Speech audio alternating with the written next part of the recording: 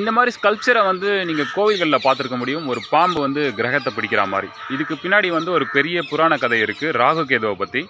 So அரக்கர்கள் தேவர்கள் இருந்தாங்களா அப்படின்ற விஷயம் வந்து நம்பிக்கை சார்ந்தது. பட் நம்ம முன்னோர்கள் வந்து பல நூறு வருஷத்துக்கு முன்னாடியே கிரகணம் எப்படி ஏற்படுதுன்னு அறிவியல் பூர்வமாக தெரிஞ்சு தான் இந்த சிற்பத்தை வடிச்சிருக்காங்க. ராகு கேது கிரகத்துக்கு இன்னொரு பெயரும் இருக்குது. அதுதான் வந்து நிழல் கிரகம். ஒரு நிழலால் ஏற்படுறது தான் கிரகணம் அப்படின்றத தான் வந்து நம்ம முன்னோர்கள் இவ்வளோ இன்ட்ரெஸ்டிங்காக சொல்லியிருக்காங்க.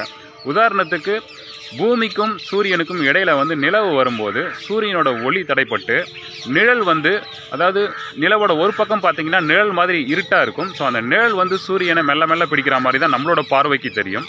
அதே மாதிரி சந்திர கிரகணத்தின் போதும் வந்து பார்த்தீங்கன்னா நிலவுக்கும் சூரியனுக்கும் இடையில பூமி வந்து நேர்கோட்டில் நகர ஆரம்பிக்கும் போது அந்த பூமியோட நிழல் வந்து நிலவில் வந்து கொஞ்சம் கொஞ்சமாக வந்து ஆக்கிரமிக்கிற மாதிரி இருக்கும். இதை வந்து கற்பனையாக சொல்லணும்னா ஒரு நிழல் வந்து ஒரு கிரகத்தை பிடிக்கிற மாதிரி இருக்கும். இதை தான் வந்து நம்ம முன்னோர்கள் சொல்ல வந்திருக்காங்க. ராகு கேது கிரகத்துக்கு வந்து நிழல் கிரகம்னு ஒரு பெயர் இருக்குது. சரி, ஆனால் ஏன் பாம்பை கொடுத்துருக்காங்க அப்படின்ற சந்தேகம் உங்களுக்கு வரலாம். ஆக்சுவலாக வந்து ராகு கேது கிரகத்துக்கு இன்னொரு பெயரும் இருக்குது. அதுதான் பாம்பு கிரகம். நிழலை வந்து சிற்பமாக கொடுக்கறதும் அதை புரிஞ்சுக்கிறதும் வந்து ரொம்பவே கடினம். அதனால தான் இன்ட்ரெஸ்டிங்காக இருக்கணும்னு சொல்லி முன்னோர்கள் இந்த மாதிரி கொடுத்துருக்கலாம்.